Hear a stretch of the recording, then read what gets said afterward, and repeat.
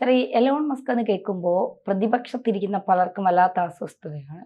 ഈ ട്രംപ് മോദി ബന്ധത്തെ Elon മസ്കുമായി കൂട്ടിച്ചേർത്തുകൊണ്ട് Elon മസ്കിന്റെ പല പദ്ധതികളും ഇന്ത്യയുടെ ദേശീയ സുരക്ഷയെ തന്നെ ബാധിക്കുന്ന തരത്തിലാണ് മോദി തയ്യാറാക്കാൻ പോകുന്നത് മസ്കുമായി ചേർന്ന്. ഇത് ട്രംപിനെ സൂചിപ്പിക്കാൻ വേണ്ടിയാണ് എന്നൊക്കെ പറയുന്നത്. സ്റ്റാർലിങ്കുമായി ബന്ധപ്പെട്ടാണ് ഞാൻ പറയുന്നത്. അപ്പൊ ഈ സ്റ്റാർലിങ്കിന്റെ ഗുണങ്ങൾ എന്താണ്? നമ്മുടെ രാജ്യത്തിന് അതെന്തെങ്കിലും സുരക്ഷയെ ബാധിക്കുന്നതാണോ? അതിന്റെ നേട്ടങ്ങൾ എന്തൊക്കെയാണ്? നമുക്ക് എപ്പോഴും ശത്രുക്കൾ വേണം. നമ്മളെപ്പോഴും പുതിയ ശത്രുക്കളെ കണ്ടുപിടിച്ചുകൊണ്ടിരിക്കും. ഇപ്പോൾ നമ്മുടെ ശത്രു നിരയിലുള്ള പ്രധാന വ്യവസായി അല്ലെങ്കിൽ മുതലാളിയോ അല്ലെങ്കിൽ ഇൻവെസ്റ്ററോ എന്ന് പറയുന്നത് അദാനിയാണ്. അത് കഴിഞ്ഞിട്ട് അംബാനി. ആ നിരയിലേക്ക് നമ്മൾ ഒരു അമേരിക്കയിൽ നിന്ന് ഒരു ആഗോള കുത്തക മുതലാളിയെ ഇലോൺ മസ്കിനെ കൂടി ഇറക്കുമതി ചെയ്ത് ആ നിരയിൽ പ്രതിഷ്ഠിക്കുകയാണ്. കാര്യം ഇലോൺ മസ്ക്, ട്രംപ് എന്നൊക്കെ പറഞ്ഞു കഴിഞ്ഞാൽ ഇന്നത്തെ നമ്മുടെ സായാഹ്ന ചർച്ചയിലൊക്കെ വളരെ ചൂടപ്പം പോലെ വിറ്റുപോകുന്ന രണ്ട് പേരുകളാണ്. അപ്പോൾ അതിന് സ്ഥിരം ചർച്ചയ്ക്ക് വരുന്നവരും ഇങ്ങനെ ഒരു നെറേറ്റീവ് ഉണ്ടാക്കുന്നവർക്കൊക്കെ ഏറ്റവും കൂടുതൽ പ്രിയങ്കരമായ രണ്ട് പേരുകളാണ്. ഇനിയും ഇലോൺ മസ്ക് എന്താണ് ലോകത്ത് ചെയ്യുന്നത് നമുക്ക് മനസ്സിലാകും.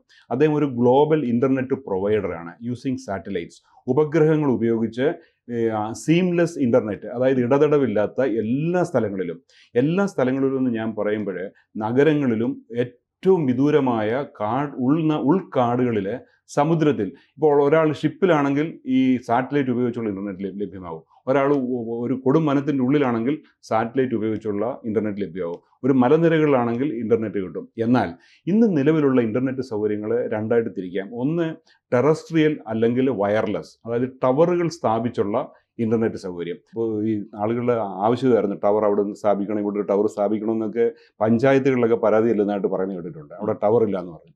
അപ്പോൾ ടവറുകൾ നമ്മുടെ ജോഗ്രഫിയുടെ ഭൂമിശാസ്ത്രപരമായ കാരണങ്ങളാൽ എല്ലായിടത്തും ടവറുകൾ സ്ഥാപിക്കാൻ ഈ പ്രൊവൈഡേഴ്സിന് കഴിയാറില്ല. അതാണ് ടെറസ്ട്രിയൽ അഥവാ വയർലെസ് ഇൻ്റർനെറ്റ് സൗകര്യം എന്ന് പറയുന്നത്. ഇനി രണ്ടാമത്തേത് വയർലൈൻ ഇൻ്റർനെറ്റ് സൗകര്യം, അതായത് വയർ ഉപയോഗിച്ച് ഇൻ്റർനെറ്റ് സൗകര്യം കൊടുക്കുക. അവിടെയാണ് ഈ ഒപ്റ്റിക്കൽ ഫൈബർ ഇട്ട് ഇൻ്റർനെറ്റ് സൗകര്യം നൽകുന്നത്. ഈ ഒപ്റ്റിക്കൽ ഫൈബറും ഇടാൻ പറ്റാത്ത സ്ഥലങ്ങളും പരിമിതികളും, ഒപ്റ്റിക്കൽ ഫൈബർ ഇട്ട് കഴിഞ്ഞാൽ അത് ലാഭകരമായി ഒരു ജനസംഖ്യയുള്ള പ്രദേശത്തൂടെ പോയാൽ ഇത് പ്രൊവൈഡ് ചെയ്യുന്ന മൊബൈൽ ഇൻ്റർനെറ്റ് സൗകര്യം പ്രൊവൈഡ് ചെയ്യുന്ന പ്രൊവൈഡേഴ്സിന് ലാഭം ഉണ്ടാവുള്ളൂ. അപ്പോൾ ജനവാസം കുറഞ്ഞ ഒറ്റപ്പെട്ട തുരുത്തുകളെ, വിദൂരസ്ഥങ്ങളായ സ്ഥലങ്ങളെ, മെയിൻ ലാൻഡിൽ നിന്ന് ഒറ്റപ്പെട്ട് നിൽക്കുന്ന പ്രദേശങ്ങളിലേക്കൊന്നും തന്നെ ഈ ഇൻ്റർനെറ്റ് പ്രൊവൈഡേഴ്സ് ടവർ സ്ഥാപിച്ചോ കേബിൾ വഴിയോ ഇൻ്റർനെറ്റ് സൗകര്യം പ്രൊവൈഡ് ചെയ്യാൻ മുതിരാറില്ല. അപ്പോൾ ഇൻ്റർനെറ്റ് സൗകര്യം അവിടെ കിട്ടാതിരിക്കും. ഇന്ന് ഫലത്തിൽ നമ്മുടെ രാജ്യത്ത് 47% ആളുകൾക്ക് മാത്രമേ ഇൻ്റർനെറ്റ് സൗകര്യം ലഭിക്കുന്നുള്ളൂ. 53% ആളുകൾ ഇൻ്റർനെറ്റ് സൗകര്യം ലഭിക്കുന്നില്ല. ഇതൊരു വലിയ വിഭജനമാണ്. ഈ ആധുനിക കാലത്ത് ഈ ഉള്ളവനും ഇല്ലാത്തവനും, സമ്പന്നൻ ദരിദ്രൻ എന്ന് പറയുന്നതിനുള്ള ഏറ്റവും പ്രധാനപ്പെട്ട ഒരു വിവേചനമാണ് ഇൻ്റർനെറ്റ് സൗകര്യം ലഭ്യമായിട്ടുള്ളവരും ഇല്ലാത്തവരും. മനസ്സിലായില്ലേ? അപ്പോൾ ഈ ഇൻ്റർനെറ്റ് സൗകര്യം ലഭ്യമല്ലാത്ത ആളുകൾക്ക് ഇതെങ്ങനെ ലഭ്യമാക്കുക എന്നുള്ളത് ഓരോ രാഷ്ട്രത്തിൻ്റെയും പ്രാഥമിക പരിഗണനയിൽ വരുന്ന കാര്യമാണ്. അവിടെ ഇലോൺ മസ്ക്, അമേരിക്ക, ട്രംപ് എന്നൊക്കെ പറഞ്ഞാൽ അതൊക്കെ അർത്ഥശൂന്യമായിട്ട് വികസനത്തിന് മുമ്പിൽ വഴിമുടക്കാൻ വേണ്ടി പറയുന്നതാണ്. നമ്മുടെ മുന്നിലുള്ള യാഥാർത്ഥ്യം എന്താണ്? 47% ആളുകൾക്ക് മാത്രമേ ഇൻ്റർനെറ്റ് സൗകര്യം കിട്ടുന്നുള്ളൂ. 53% ആളുകൾക്ക് ഇൻ്റർനെറ്റ് സൗകര്യം ലഭിക്കുന്നില്ല. ഡിജിറ്റൽ വേൾഡിലേക്ക് അവർ വന്നിട്ടില്ല. ആ ഡിജിറ്റൽ ഫെസിലിറ്റീസ് ഉണ്ടല്ലോ, ബാങ്കിങ്, ക്യാഷ്ലെസ് എക്കണോമി, ഇതൊന്നും ആ ഭാഗത്തേക്ക് പോകുന്നില്ല. അവിടെ വികസനം വരുന്നില്ല. ഇൻ്റർനെറ്റ് സൗകര്യം ഇല്ല എങ്കിൽ അവിടെ യാതൊരുവിധ അടിസ്ഥാന സൗകര്യ വികസനമോ വ്യാവസായികമോ കാർഷികമോ സേവന മേഖലയിലോ ഉള്ള വികസനങ്ങളൊന്നും തന്നെ ആ മേഖലയിൽ വരില്ല, ആ പ്രദേശത്ത് വരില്ല. അങ്ങനെ ഒറ്റപ്പെട്ട 53% ജനതയും ജനസംഖ്യയും പ്രദേശവും രാജ്യത്തുണ്ട്. അവിടേക്കാണ് ഈ ഇലോൺ മസ്കിൻ്റെ ഇൻ്റർനെറ്റിൻ്റെ ഗ്ലോബൽ ഇൻ്റർനെറ്റിൻ്റെ പ്രസക്തി വരുന്നത്. അതിൻ്റെ പോസിറ്റീവ് നെഗറ്റീവും പറയാം. അതിൻ്റെ ഈ ഗ്ലോബൽ ഇൻ്റർനെറ്റ്, ഈ ഇലോൺ മസ്കിൻ്റെ ഇൻ്റർനെറ്റ് പ്രൊവൈഡ് ചെയ്യുന്നത് ടവർ ഉപയോഗിച്ചോ കേബിൾ ഉപയോഗിച്ചോ അല്ല, സാറ്റലൈറ്റ് ഉപയോഗിച്ചാണ്. ഈ സാറ്റലൈറ്റിന് കുന്നാണോ മലയാണോ നദിയാണോ പുഴയാണോ എൻ്റെ വീടാണോ നിങ്ങളുടെ വീടാണോ എന്നുള്ള വ്യത്യാസങ്ങളൊന്നുമില്ല. ഇതെല്ലായിടത്തും ലഭ്യമാണ് സാറ്റലൈറ്റ് സൗകര്യം. അപ്പോൾ ഈ സാറ്റലൈറ്റ് ഉപയോഗിച്ചുള്ള കമ്മ്യൂണിക്കേഷൻ എല്ലാ സ്ഥലത്തും ലഭ്യമാകും. ചുരുക്കി പറഞ്ഞാൽ ഇന്ന് നമ്മുടെ രാജ്യത്ത് ഇൻ്റർനെറ്റ് സൗകര്യമില്ലാത്ത പിന്നോക്ക പ്രദേശങ്ങളിൽ ഈ ഇലോൺ മസ്കിൻ്റെ സാറ്റലൈറ്റ് ഫെസിലിറ്റി ഉപയോഗിച്ച ഇൻ്റർനെറ്റ് സൗകര്യം ലഭ്യമാക്കാനാവും. ഇതാണ് ഇതിൻ്റെ പോസിറ്റീവ് സൈഡ്. ഇതെങ്ങനെ ലഭ്യമാക്കാൻ കഴിയുന്നു? അപ്പോൾ ഇലോൺ മസ്ക് എന്തുകൊണ്ട് ഇന്ത്യയിലേക്ക് ഇതുവരെ വന്നില്ല, ഇപ്പോൾ എന്തുകൊണ്ട് വരാൻ ഉദ്ദേശിക്കുന്നു, അതെങ്ങനെ പറ്റുന്നു എന്നുള്ള ചോദിച്ചാൽ നമ്മുടെ ടെലിഫോൺ റെഗുലേറ്ററി നിയമങ്ങൾ അതീവ കർക്കശമാണ്. മനസ്സിലായില്ലേ? ഇപ്പം നമ്മുടെ ഈ കമ്മ്യൂണിക്കേഷൻ എപ്പോഴും ഒരു കേന്ദ്ര ഗവൺമെൻറ്റിൻ്റെ വിഷയമാണ്. കേന്ദ്ര ഗവൺമെൻറ് സെൻട്രൽ ലിസ്റ്റിൽ, ഭരണഘടനയിൽ സെൻട്രൽ ലിസ്റ്റിൽ വരുന്ന വിഷയമാണ്. കേന്ദ്ര ഗവൺമെൻറ്റാണ് കമ്മ്യൂണിക്കേഷനിൽ പ്രധാന തീരുമാനങ്ങൾ എടുക്കുന്നത്. അപ്പോൾ നമ്മുടെ ഇപ്പോൾ നിലവിലുള്ള ഇൻ്റർനെറ്റ് പ്രൊവൈഡേഴ്സായ എയർടെൽ, വോഡഫോൺ അല്ലെങ്കിൽ BSNL ഇതൊക്കെ നമ്മുടെ നിയമങ്ങൾക്ക് വിധേയമായാണ് പ്രവർത്തിക്കുന്നത്. ഇതിൻ്റെ കൺട്രോൾ സെൻറ്ററുകൾ ഇന്ത്യയിൽ തന്നെയാണ്. അപ്പോൾ ഈ കൺട്രോൾ സെൻറ്ററുകളിൽ നമ്മുടെ റെഗുലേറ്റർക്ക്, ടെലിഫോൺ റെഗുലേറ്ററി അതോറിറ്റിക്ക്, ഗവൺമെൻറ്റിൻ്റെ ഈ ടെലിഫോൺ റെഗുലേറ്റ് ചെയ്യുന്ന അതോറിറ്റിക്ക് ഇൻ്റർസെപ്റ്റ് ചെയ്യാനാവും, അതിലിടപെട്ട് വേണ്ട നമ്മുടെ ഗവൺമെൻറ് ഉദ്ദേശിക്കുന്നതിലുള്ള മാറ്റങ്ങൾ വരുത്താൻ കഴിയും. എന്നാൽ ഈ satellite communication, internet, global internet സൗകര്യത്തിൽ ഈ ഫെസിലിറ്റി ഇല്ല.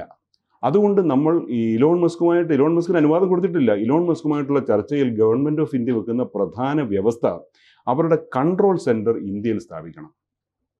അതായത് ഈ സാറ്റലൈറ്റ് വഴി ഒറിജിനേറ്റ് ചെയ്യുന്ന സാറ്റലൈറ്റ് വേവ്സ്, തരംഗങ്ങൾ, ഒരു സാങ്കേതികമായിട്ടുള്ള ഒരു ഗേറ്റ് വേ, അതിന് ഗേറ്റ് വേ എന്ന് പറയുന്നത് ടെക്നിക്കൽ ഗേറ്റ് വേ വഴി ഇന്ത്യയിലുള്ള കൺട്രോൾ സെൻറ്ററിൽ പ്രവേശിച്ചതിന് ശേഷം മാത്രമേ അത് റിസീവ് ചെയ്യേണ്ട ഭാഗത്തേക്ക് ഈ മെസ്സേജുകൾ പോവുള്ളൂ.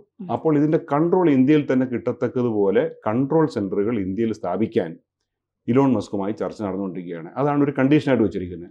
അങ്ങനെ കൺട്രോള് നമ്മുടെ ഇന്ത്യയിലേക്ക് അങ്ങനെ ഒരു കൺട്രോളിങ് സിസ്റ്റം വരുമ്പോൾ ഇത് കൃത്യമായി ഇപ്പോൾ സാറ് നേരത്തെ പറഞ്ഞതുപോലെ മണിപ്പൂരോ കാശ്മീരോ ഒക്കെ ഇത്തരം അക്രമ സംഭവങ്ങൾ ഉണ്ടാകുമ്പോൾ ഇന്റർനെറ്റ് വഴിയാണ് വലിയ രീതിയിലുള്ള കോർഡിനേഷൻ ഉണ്ടാകുന്നത്.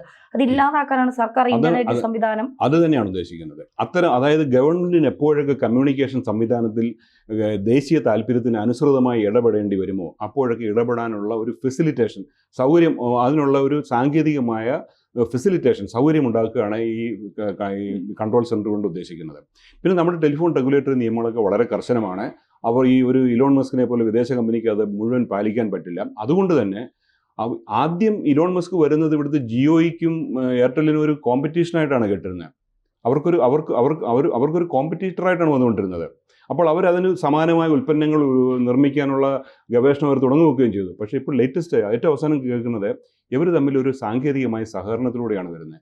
ഈ സാറ്റലൈറ്റ് ഇൻ്റർനെറ്റ് അല്ലെങ്കിൽ ഇലോൺ മസ്കിൻ്റെ ഉൽപ്പന്നങ്ങൾ വിതരണം ചെയ്യുന്നത് ഈ എയർടെല്ലും ജിയോയും വഴി ആയിരിക്കും. അങ്ങനെ ഒരു സഹകരണത്തിലൂടെയാണ് അത് മുമ്പോട്ട് പോകാൻ പോകുന്നത്. ഇനിയും ഇതിനോടുള്ള ദോഷവശങ്ങൾ അല്ലെങ്കിൽ ഗുണവശങ്ങളോ, ദോഷവശങ്ങൾ പറഞ്ഞാൽ ഇത് പൊതുവെ കോസ്റ്റ്ലി ആയിരിക്കും. ഈ സർവീസ് കോസ്റ്റ്ലി സർവീസ് ആയിരിക്കും. കാരണം നമ്മുടെ ഇരിക്കുന്ന ടെലിഫോണുകൾക്കൊക്കെ ഈ റേഡിയോ ലൈൻസ്, വേവ്സ് മാത്രമേ സ്വീകരിക്കാൻ കഴിയുള്ളൂ.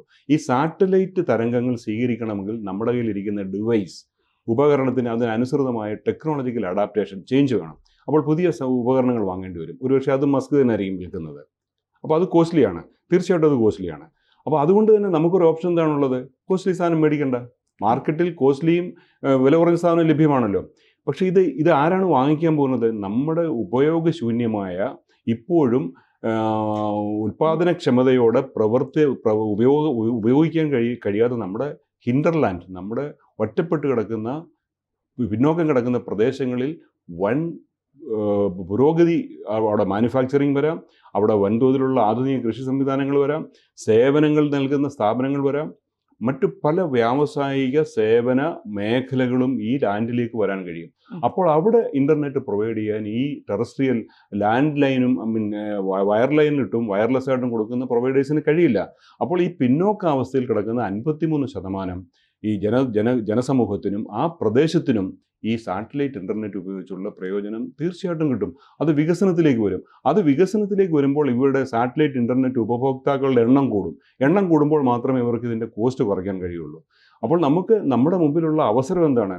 ആത്മനിർഭർ ഭാരത് എന്ന് പറയുന്ന നരേന്ദ്രമോദിയുടെ പദ്ധതി പ്രകാരം ഇവിടെ സംരംഭങ്ങൾ തുടങ്ങി ഇവിടെ അത് വിജയിപ്പിക്കാൻ വരുന്നു. ഒപ്പം ഇലോൺ മസ്കിൻ്റെ ടെസ്ല എന്ന് പറയുന്ന ഇലക്ട്രിക് കാറിൻ്റെ മാനുഫാക്ചറിങ്ങും ഭാരതത്തിൽ തുടങ്ങുന്നതിൻ്റെ ചർച്ചകൾ തുടങ്ങിയിട്ടുണ്ട്. അത് ഇവിടെ ഈ മാനുഫാക്ചറിങ്ങിൽ, ഒരു ഉൽപ്പാദന പ്രക്രിയയിൽ ഉണ്ടാകുന്ന തൊഴിലവസരങ്ങൾ എന്ന് പറഞ്ഞാൽ അതൊക്കെ സസ്റ്റൈനബിൾ ജോബാണ്, നിലനിൽക്കുന്ന തൊഴിലാണ്. അല്ലാതെ നമ്മളൊരു മാള് നിർമ്മിച്ചിട്ട് ആ മാളിൽ കാറ് പാർക്ക് ചെയ്യാൻ വരുന്നവർക്ക് ഡയറക്ഷൻ കാണിച്ചു കൊടുക്കുന്ന തരം ജോലിയല്ലത്.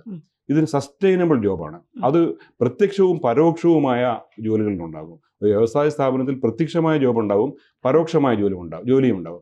അപ്പോൾ ഇങ്ങനെ നമുക്ക് ഉപയോഗശൂന്യമായി ഇപ്പോൾ ഉപയോഗിക്കാതെ കിടക്കുന്ന നമ്മുടെ ഭൂപ്രദേശങ്ങളിലെ ഈ കമ്മ്യൂണിക്കേഷൻ ഫെസിലിറ്റി എത്തുകയും അവിടെ വികസനത്തിൻ്റെ പുതിയ അവസരങ്ങൾ വരികയും രാജ്യത്തിൻ്റെ മൊത്തം പുരോഗതി, അതായത് 53% ഭാഗത്ത് ഇൻ്റർനെറ്റ് ഇല്ല, അവിടേക്ക് ഇൻ്റർനെറ്റ് കൊണ്ടുവരാനുള്ളൊരു മാർഗം, ഇതിനെ വഴിമുടക്കുന്നത് നമ്മുടെ സ്ഥിരം വഴിമുടക്കുകളാണ്. ഇനി നമ്മുടെ സായാഹ്ന ചർച്ചകളിൽ ഇതിനെതിരെയായിട്ട് ധാരാളം സാങ്കേതിക വിദഗ്ധരും സ്ഥിരം സായാഹ്ന ചർച്ച പ്രമുഖന്മാരും ഒക്കെ വന്ന് ഇനി ഇലോൺ മസ്ക്, ഒരുപക്ഷെ അദാനിക്കും ഒക്കെ അല്പം ആശ്വാസം കിട്ടും. ആ പ്ലേസിലേക്ക് ഇലോൺ മസ്കിനെ പ്രതിഷ്ഠിച്ച് ആക്രമിക്കുന്ന നാളുകൾ നമുക്ക് കാണാൻ കഴിയും.